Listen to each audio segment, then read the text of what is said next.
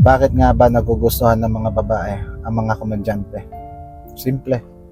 Dahil madali lang bagayan ng mga komedyante. Dahil sila yung naglilingkod sa inyo eh. Pinapasaya ka, pinapatawa ka. Minsan nga, hinihiya niya yung sarili niya eh. Papatawa ka lang. Kumpara mo sa isang lalaking sobrang seryoso. Kung saan mataas ang pressure mo na baka mali yung sabihin mo, mahusgahan ka. Eh sa komedyante, magkamali ka lang sasabihin mo, sasaluhin ka pa niya eh. Pero ang totoo talaga niyan, pag sinabi ng babae, gusto niya ang isang komedyante, ang ibig sabihin niya, gusto niya ng lalaking matalino. Dahil para maging komedyante ka, kailangan matalino ka. Saka makakita ang bobong komedyante. Maraming taong matalino, karamihan pa ng iba, iba't ibang diploma, mataas na pag-aaral, no?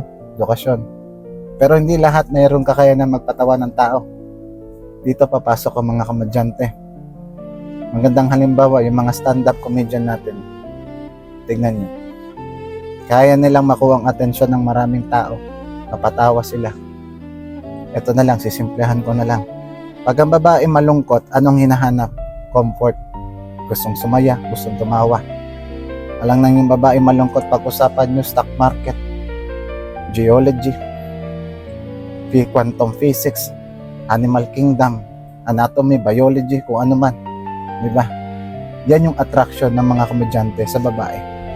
Nalalaro nila yung emotion ng babae. Instant comfort.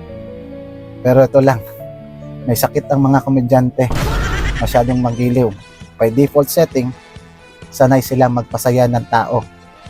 Maraming tao. Kaya kung kukuha ka o iibig ka sa isang komedyante, kailangan malawak ang pangunawa mo. Dahil kung mahina ang pangunawa mo, selos ang ikamamatay mo. Alam mo yung saying na laugh now, cry later. Ano? Kung nanonood. Komedyante pa more.